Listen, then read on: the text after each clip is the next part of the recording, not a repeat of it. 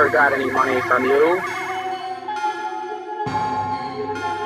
UFO might just as well stand for unprecedented financial opportunity.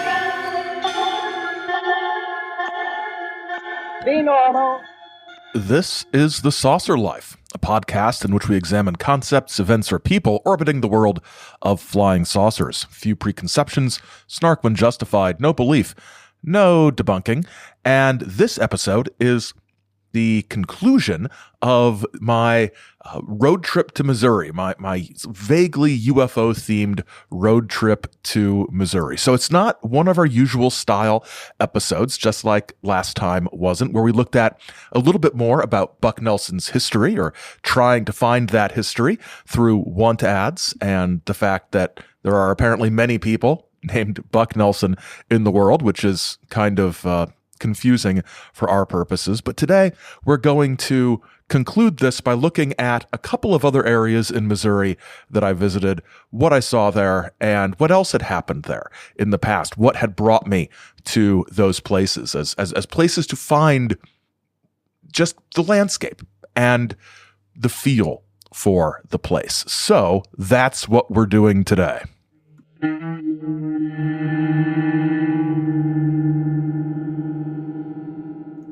So, after I was done Buck Nelson hunting in the greater Mountain View, Missouri area, I decided to check out the general region of an area known as the Marley Woods. Now, where this is was always kind of vague. The investigators who originally looked at it didn't want a bunch of people coming in and causing trouble, but this is an area that had numerous reports of poltergeist-like activity and strange lights and UFO-type things, and even some animal mutilation sorts of stories running around in the late 20th century. So I did some checking around, and one of our listeners basically clued me into a little bit about where it is.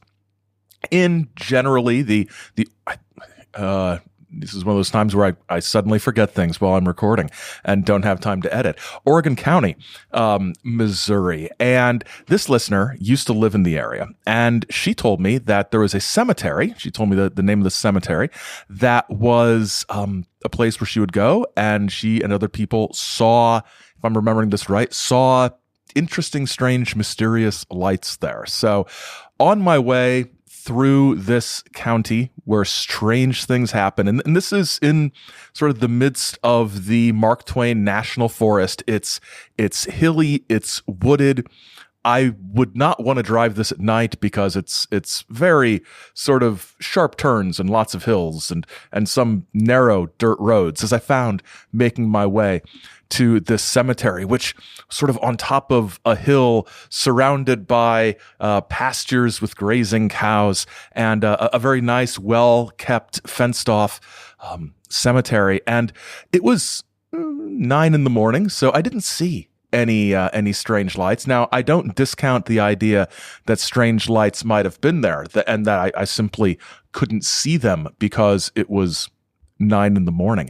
But it was very interesting to be there. I like cemeteries, which seems like an odd thing to say, but I'm a history guy. So looking at cemeteries and graveyards and looking at the stones and finding the oldest ones and trying to figure out, when all of this might have been plotted out and when this became a place where there were enough people in the area to start burying their dead there in an organized sort of commemorative fashion.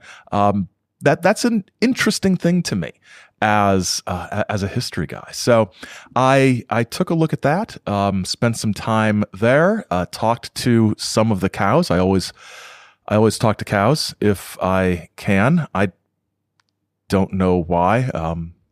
Maybe I feel like before I eat them, I should, talk to some of their relatives. I don't know. It might be a sort of carnivorous sense of guilt, perhaps. So I drove through Oregon County, this area that was, identified as at least part of this Marley Woods region. And I did stop off to do some hiking in the Mark Twain National Forest, a place called Greer Spring, which was a great hike, sort of right down into a ravine and then sort of hiking your way right back up with a great spring and river and sort of a falls rapids area down at the bottom. So that was nice. Nothing paranormal about that. It was just a nice hour spent hiking. Next, I made my way to, honestly, very nearby Piedmont, Missouri, a town of a couple thousand, maybe 3,000, that was in the news recently for the 50th anniversary of a case, a constellation of cases that occurred in early 1973.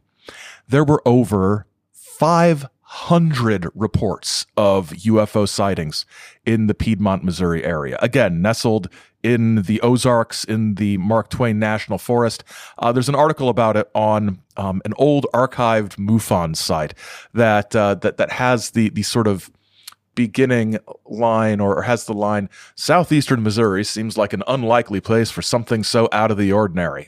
Actually, no, it doesn't. These things happen all over the place, and in sort of mountainous, heavily forested areas. Actually, that's exactly the kind of place I would expect something out of the ordinary to happen. So it's February 1973, and a number of people, over 500, see and report strange things in the sky. It began on February 21st of 1973 when basketball coach Reggie Bone, which is a great name, is driving his basketball team back home to their homes. That's a dumb way to say it. After they lose a tournament game, and they are on U.S. Highway 60 and about 20 miles south of Piedmont when Bone, the coach who was driving, noticed, quote, "a bright shaft of light beaming down out of the sky." And a few miles later, one of the players, named Randall Holmes, noticed something else, and he said, "Look, I think that's the same thing we saw." So the coach pulls the van over to the side of the road, and the team gets out of the van and starts looking up in the sky. "It looked like it was about 200 yards off the road, hovering over an open field," Bones said later. Investigators from the International UFO Bureau of Oklahoma City later estimated the object was probably about 400 feet above the ground. It was impossible to determine the size or shape because of the darkness. Anyway, we saw 4 lights that looked like portholes: red, green, amber, and white. We figured they were about 3 or 4 feet apart, all in a row. "We stood there and watched it for about 10 minutes, Kerry Barks, another witness, added. Then all of a sudden, the lights went directly up in the air with absolutely no noise and just disappeared over a hill." Less than an hour later, a woman named Edith Boatwright of a town near Mill Spring, which is not too far from where the basketball team was, saw the same thing, or the same sort of thing, flying low over her farmhouse. "It was about 10 p.m. I was lying on my bed. I wasn't asleep when I saw a flashing light. We live close by the highway, so I thought something had happened on the road. I got out of bed quickly and looked over the lower part of the curtain, and I could see very plainly a craft just clearing the utility wires. It was in a horizontal position. I think there were people in it. I could see objects inside, but I could not make out any form of a person. It made a very quiet noise like a whoosh, slowly and evenly. When it changed into a vertical position, it made a louder noise, like a quiet motor pulling.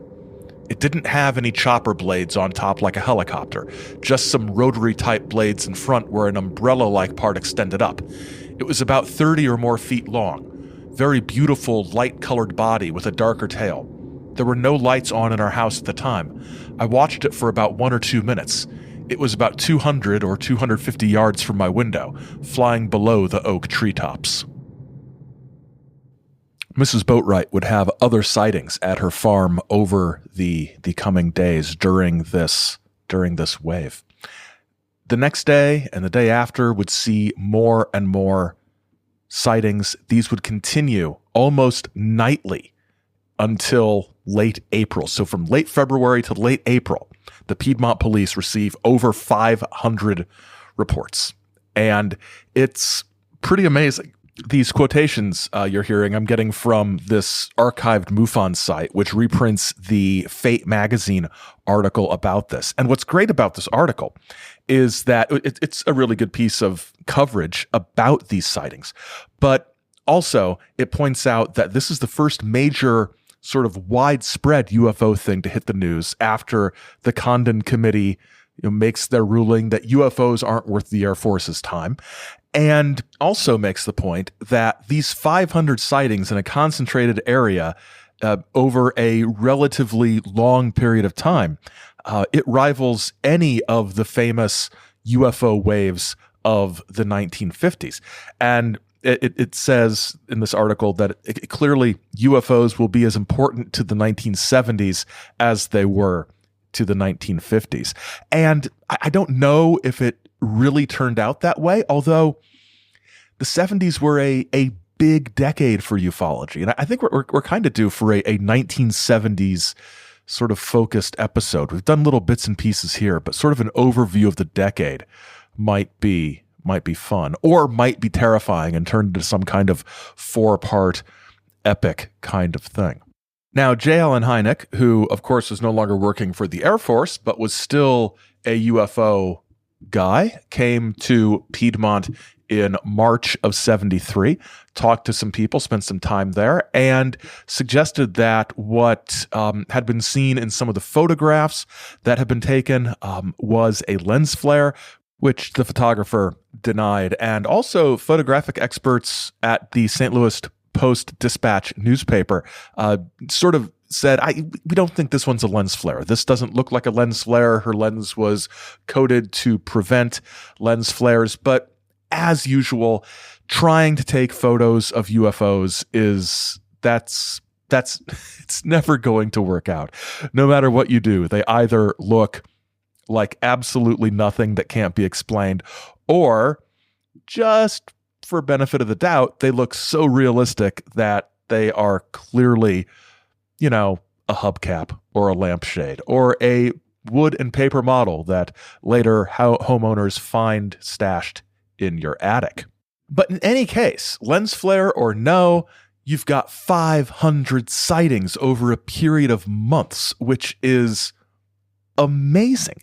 And so you've also got other experts who sort of go into this area and try to find trace evidence of these things. One of the most well-known in this area was a guy named Harley D. Rutledge, who was a physics professor.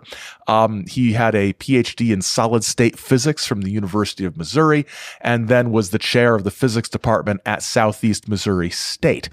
And during this time, he headed up something called Project Identification, which was a team of observers using all kinds of equipment, including telescopes and audio detectors and EM frequency analyzers and cameras to measure variations in the Earth's gravitational field as a way to try to explain at least some UFO sightings. And often what were found were things called pseudostars, which are lights that are sort of hidden in some way by the usual constellations. There's a book that came out in 1981 called Project Identification, the first scientific study of the UFO phenomenon, which, if I can get a hold of it, is going to be the subject of a future episode. Professor Rutledge died at age 80 in 2006. So, this is a significant constellation of UFO sightings that have gone on here in 1973 in Piedmont. And I'm not going to say they were unknown. Of course they weren't unknown, but they weren't, from what I saw and just in my experience, they weren't among the most well-known for many years or the most talked about. But like I said, this is the 50th anniversary year here in almost said 1996. I have no idea why I almost said 1996. Here in 2023. And the town of Piedmont celebrated this with a conference, festival, party thing in April. I wish I would have been able to go to that. But on the Saucer Life social media, I've taken a couple pictures from around town that I've shared there, and there's one painting of a classic gray alien colored green holding a mug of beer painted on the side of a bar. You've also got on the front windows of the town newspaper office a whole bunch of headlines and posters and promotion for Piedmont as being a UFO hotspot. And indeed, there were efforts in the state legislature to declare Piedmont the UFO capital of Missouri. So it's an amazing set of stories, and the town, at least for the 50th anniversary, seems to have made a concerted effort to cash in on this. Now, I don't know that this is necessarily a bad thing, despite, UFO might just as well stand for unprecedented financial opportunity. It's only really a problem if you're actively ripping people off or manipulating them. And I honestly don't think doing things like selling a book is that, because the money exchanged is for the actual book, right? But I like the idea of UFO tourism if it's done well, and everybody's opinion is going to differ about what something like this being done well would look like. Is it more scholarly? Is it more entertainment focused? Is it more of just a town festival that happens to have UFO themed decor? There are examples of all of these different types of festivals out there, but there are a lot of places. And I think, honestly, a place like Point Pleasant, West Virginia is one example where, when economic times get tough in a particular area, you've got to rely on something to bring in revenue and to bring in people willing to spend money. And when it's done well, and when it's a case that enough people have heard of, and there's something there for them to see when they go, UFO tourism can make sense. I'm not sure it would work in every case. I'm not sure some events are big enough to draw a big enough crowd to make a difference. And like I said, there's got to be something there to be a draw, rather than on this empty field or on this stretch of highway, someone may have seen something back in 1973. I mean, I would go look at that, obviously, but it's difficult to do UFO tourism well and sustainably. So any of you out there who live in areas that would be good targets for UFO tourism, I'd be interested in hearing what sorts of things you might have heard suggested or suggested yourself to the town leaders about doing something like that. So that was Piedmont. And that is the second to last stop on my trip. And after this short break, we will get back to the rest of the trip and a supposed crash in Cape Girardeau, Missouri.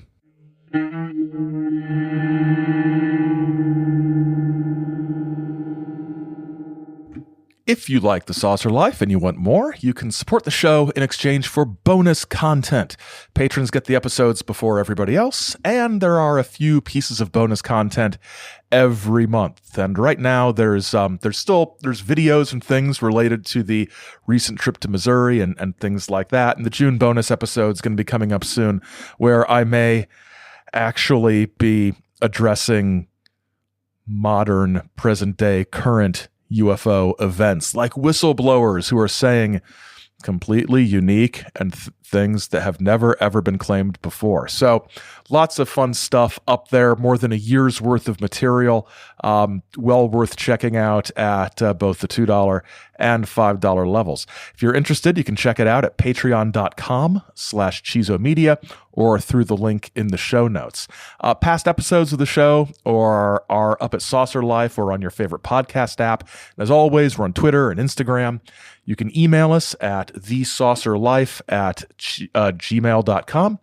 And you can contact us by post at Chizo Media, P.O. Box 68, Grand Blanc, Michigan 48480.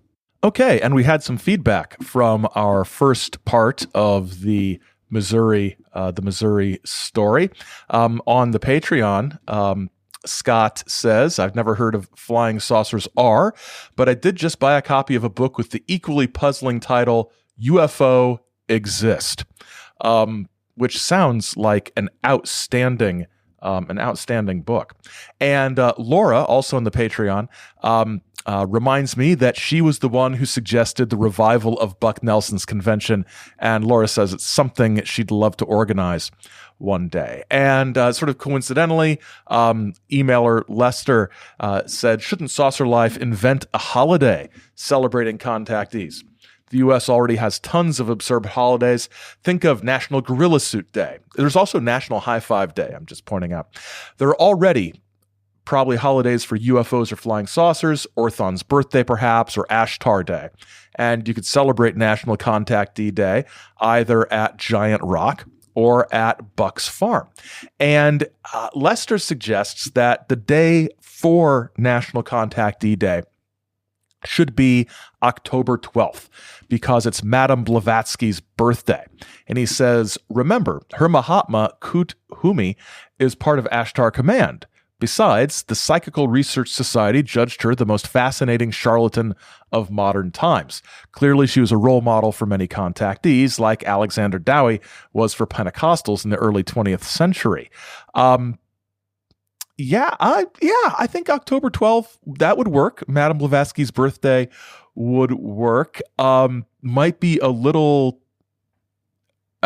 I'm not using this word in a sort of winking way or as a pun, but a little esoteric. I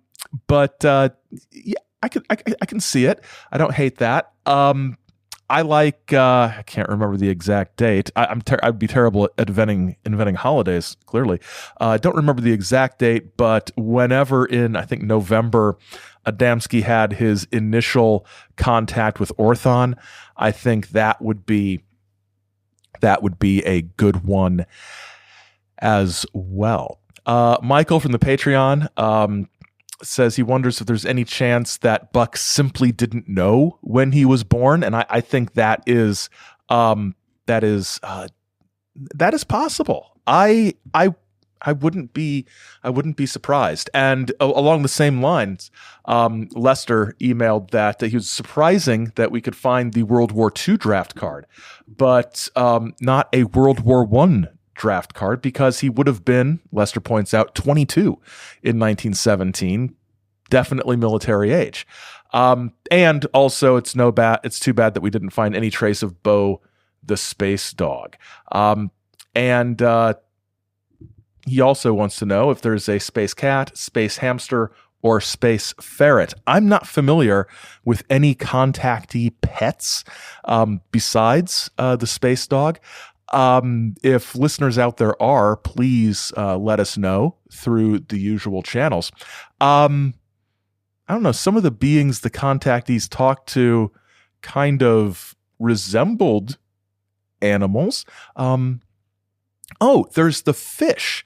There's the fish on the planet, on the Janos people planet. Maybe that counts. So that was some feedback. Thank you for that. Always like getting feedback and questions and comments from listeners about those sorts of things. And now let's get back to Missouri.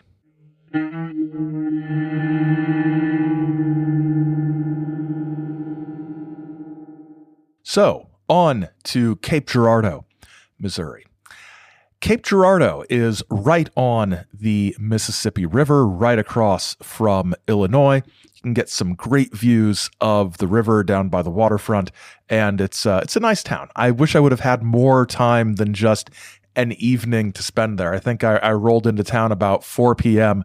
and I was gone about 13 hours later, very early in the morning for the long drive back to Michigan. But the reason I wanted to go to Cape Girardeau is because in 1941, there was supposedly a UFO crash in Cape Girardeau, near Cape Girardeau, outside of Cape Girardeau.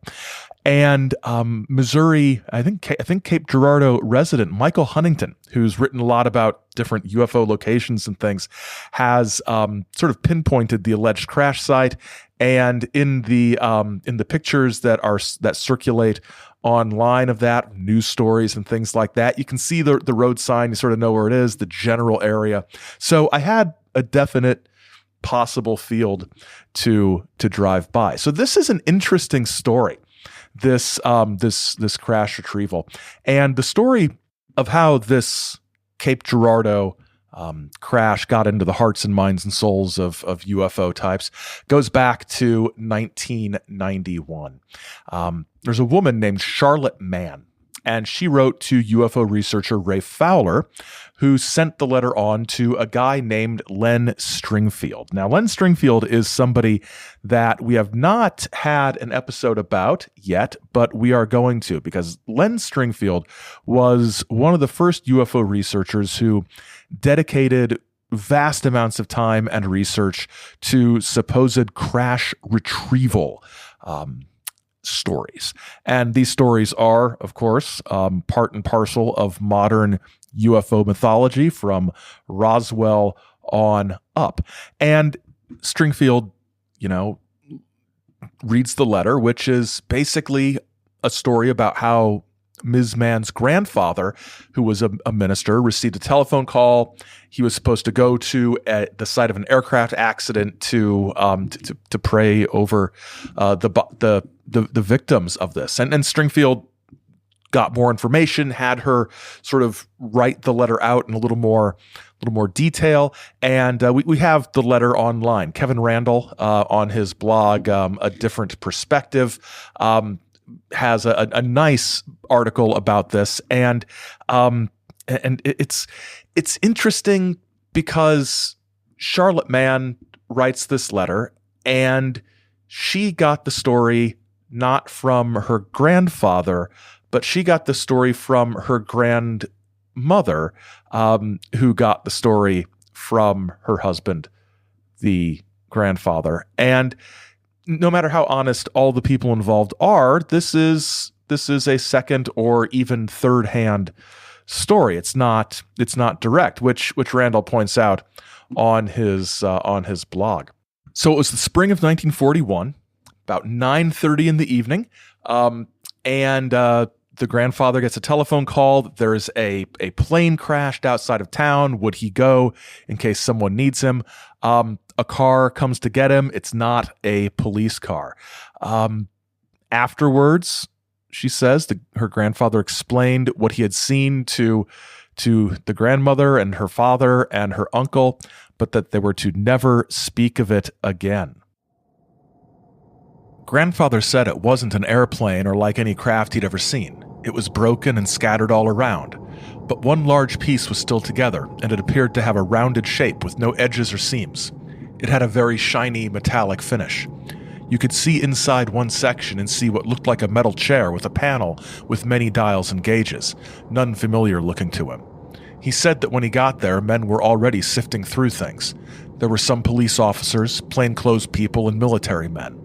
There were 3 bodies, not human, that had been taken from the wreckage and laid on the ground. Grandfather said prayers over them, so he got a close look but didn't touch them. He didn't know what had killed them because they didn't appear to have any injuries and they weren't burnt. It was hard for him to tell if they had on suits or if it was their skin, but they were covered head to foot in what looked like wrinkled aluminum foil. He could see no hair on their bodies, and they had no ears. They were small-framed like a child, about 4 feet tall, but had larger heads and longer arms. They had very large oval-shaped eyes, no noses, just holes, and no lips, just small slits for mouths. There were several people with cameras taking pictures of everything. 2 of the plainclothes men picked up one of the little men, held it under his arms. A picture was taken. That was the picture I later saw.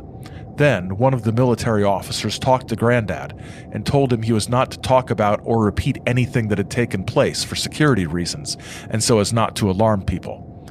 Granddad returned home, told his family. That was all.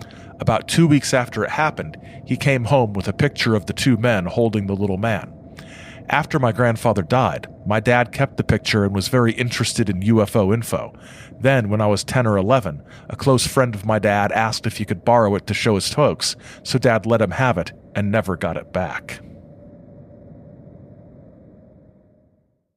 I'll put a link to the blog piece that Kevin Randall wrote in 2019 because it's really good and goes into some really interesting stuff, which sort of points out that there's a lot in this story that is, in addition to being second or third hand, also just too good to be true. This photograph and later talk of, trace evidence and physical artifacts and things like that. It's an interesting story that Randall has documented very well. So in Cape Girardeau, I did a couple things. I went to a couple places related to this. I found county road 204 or road some highway 204 out near the Cape Girardeau airport. Drove the length of that road. Next to this field where this crash supposedly happened. I think I interpreted the photos correctly. I also went down to sort of into the city in Cape Girardeau and found the church where this preacher who supposedly saw this crash, Reverend William Huffman. He was a Baptist minister, and he was the pastor at the Red Star Baptist Church. He began being the pastor or minister there in 1941. Church records confirmed that. At this point, however, the church has closed and sold the property to I believe, a school system or a private school. It's some sort of school that it was sold to, but the address is the same. So I drove by and saw that as well. And one interesting story or aspect of this story is that in a lot of accounts that I read online, they talked about Pastor Huffman being asked to give last rites to the aliens, which is maybe not the least Baptist thing ever. I mean, but no, last rites, that's a very sort of Roman Catholic thing. Praying with the dying, even praying over the deceased. It's a questionable thing, and I'm not going to get into the theology of it, but I just am amused when they needed him to give the aliens last rites. It's like, that's not how the story originally was. I think that's people just inserting their own sort of thinking and interpretation into this. But it's a fascinating story, and it was really interesting to drive alongside that field and imagine what that would have been like in 1941 in the dark, with fires burning as a fiery crash of a craft is sort of taking place. Is it true? I don't know. I don't know if we'll ever know. But fascinating story. Please check out the link to Kevin Randall's blog where he talks about that. So Cape Girardeau was the last stop on my road trip, and the next morning I set out for home, and I had 10 hours or so to to think about what I'd done, which makes it sound like I'd committed some horrible crime or done something very wrong. But to think about the trip and to reflect on it and to sort of compare it to some of my other UFO-related trips I'd done to Point Pleasant several times, or to Hopkinsville, Kentucky, and I think this compared favorably to those, because in this trip, when I started looking into Missouri, at first it was going to be, all Buck Nelson all the time. That was my goal. And then I thought about, well, there's the Piedmont Lights sightings, and there's Cape Girardeau, and there's there's other things in Missouri as well. It's not just those things, but those are the things that I could sort of look at the map and sort of figure out how to do. So it was a fruitful trip, and it was nice to get out and away and to have some solitude. So I'm not sure I can say I urge everybody who's interested in this to go find an empty field where something might have happened and to stare at it and take some pictures for 20 minutes. But if you're the sort of person to whom that kind of thing appeals, try to do something like that. Even find something local and go and experience the landscape, even if you don't talk to anybody about it while you're out there. I hate talking to people, so I usually don't. But just to get a sense of what that place might have been like at that time, I think is valuable.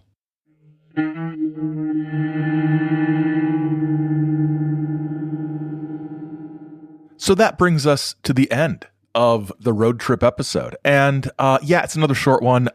This is the sort of thing where doing the whole thing at once was just going to be too much, but doing it separately, there's no good place to divide it. So this was what we end up with. And next time it will be relatively normal service returning. As far as the next topic, I'm thinking it's going to be looking into Citizens Against UFO Secrecy, taking a look at that organization, its history over the course of a few decades.